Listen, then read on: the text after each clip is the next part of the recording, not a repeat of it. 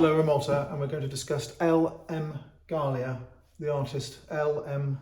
Galea, and 1847 to 1917. And we have a painter who is very well known across Malta, obviously, particularly well known in England in the sale rooms because the collectors in England, some of which are Maltese, some of whom are Maltese, some of whom are English, British, when they buy L.M. Galea, they're buying into this very elemental visual effect depicting Malta. So when you see one of these L.M. Galeas, wherever you are in the world, you get this sort of dose of Malta, and it's very evocative of Malta, quite distinctive. The Orientalist pictures of the Nile and the pyramids are similar in the peachy, pinky tones, but not quite the same. They're more yellowy than blue. These have got blues in and greens and turquoises. There are other painters like L.M. Galea, for example, Bonello. We have two different Bonellos here. That is a beautiful Bonello. This is a different Bonello. Another fine Bonello. So you can see that these L.M. Galeas are part of a genre, part of a type of painting which you could call touristic paintings.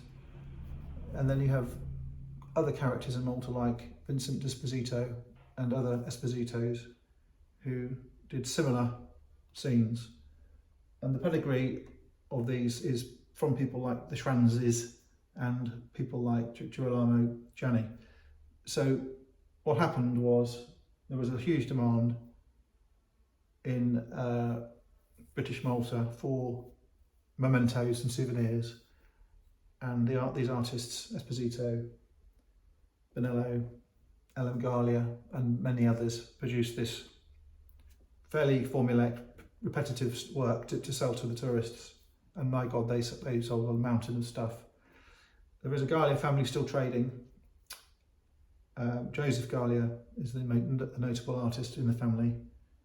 There's many other Galeas, and they make these watercolours which are very inexpensive. And a Joseph Galea from 1975 can be bought in Malta in a sale room for €40.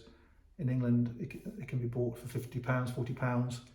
They're very underpriced, but again, there's so many of them. Very few auction sales in England don't have a Joseph Galea. Rather like the Imlay in the glass, there's every sale you go to in England now, there is Imlay in the glass. So I'm going to discuss this L.M. Galea person. He had these set piece scenes, and he had often pairs of pictures, dusk and dawn, morning or evening. And often this type of scene is one of a pair. This one is Grand Harbour, and they're beautiful things. And I think to look at the daytime ones are more interesting than the dusk ones. The dusk ones, they're cleverly done, slightly gloomy and funerary in a way. But as part of a pair, I think they have a very important usage. But I think a dusk one in isolation perhaps doesn't work very well. When you're buying this Maltese stuff, I'm looking for pinks, and I'm looking for turquoises and greens as well, if possible. This is another one by him. This is a Maltese fishing boat with the sails out. Quite an unusual scene, showing the boat and Malta in the background. It's quite important with these paintings to have Malta actually featured. A solitary boat, though it can be a Maltese boat, is not as interesting as a boat with Malta behind. This one is a large Galea, L.M. Galea, and the scene is fairly unusual because the aspect is looking into the harbour from outside the harbour. So you've got Valletta without the English, with the English church, the steeple, without the Carmelite church. You have Ricasoli and Angelo, Manoel Island perhaps, or Slima in the background. You have these various craft who are fishing. There are nets in the water, and it's carefully painted, and that's quite a large one, and unfortunately rather expensive. The LM Galeas are expensive, and if you buy an LM Galea, what you need to try and do is get one with a signature. The signatures can be scratched very easily, and sometimes you'll find the M is not present. Some of them are signed L Galea, and I think, given the amount of work he did, it's very possible sometimes he might ask third parties to sign his name. Just a hunch. I spoke to one of the Bonello family, and they said that their grandfather would paint these pictures, this type of picture, in chunks, and to save the trouble and time of mixing colours and cleaning the brushes, they would do them in a sort of production line. And the key really here is to get this pink. It's a grey pink. You could call it Mountbatten pink if you wanted to. And the turquoises are quite hard to mix. If you ever try and mix a pink yourself, or you try and mix a turquoise, you will struggle to get them right. And the skill here isn't just the application of the paint. A lot of the skill is the mixing of the paint, getting the colours right. So we discussed the signature, quite important.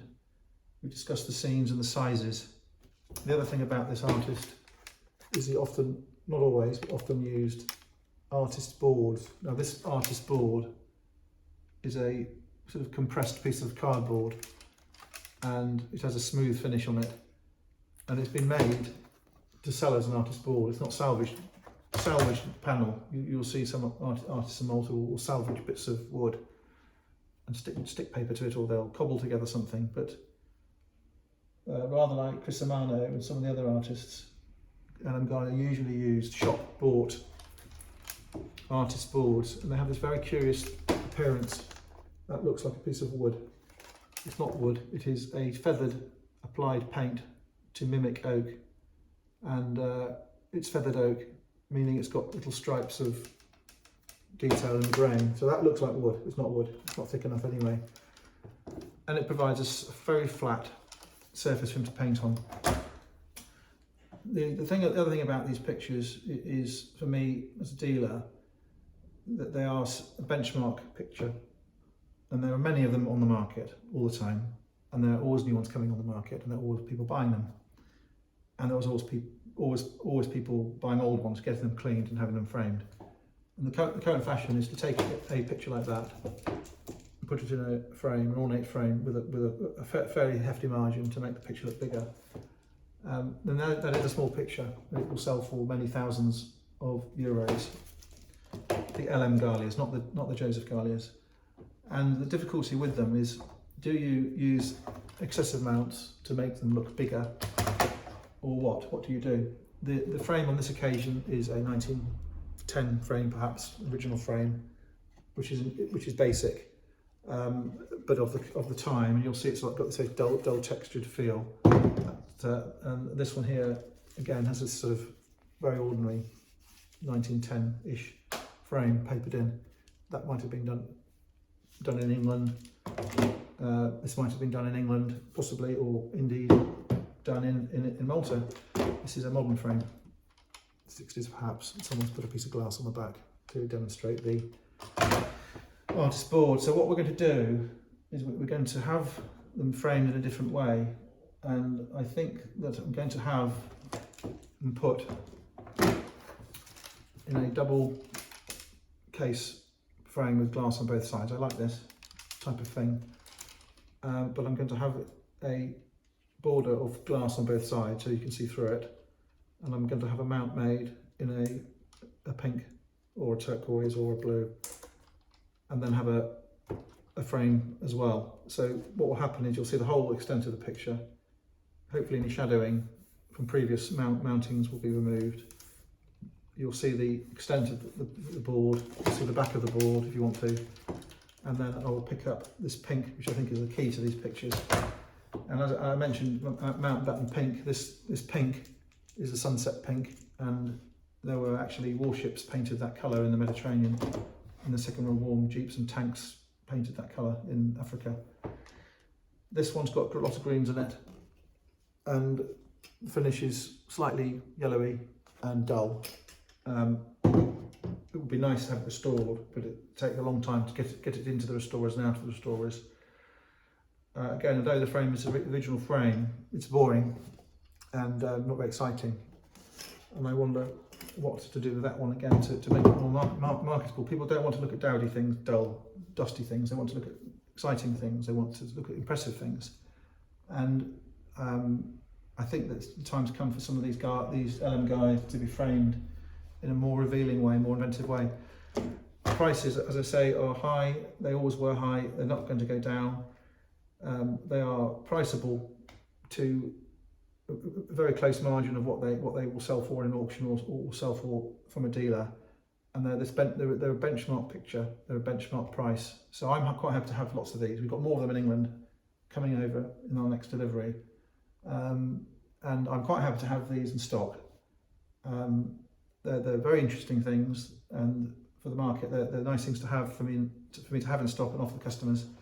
And I think as an investment, I think they're quite sound and unlikely to be troublesome.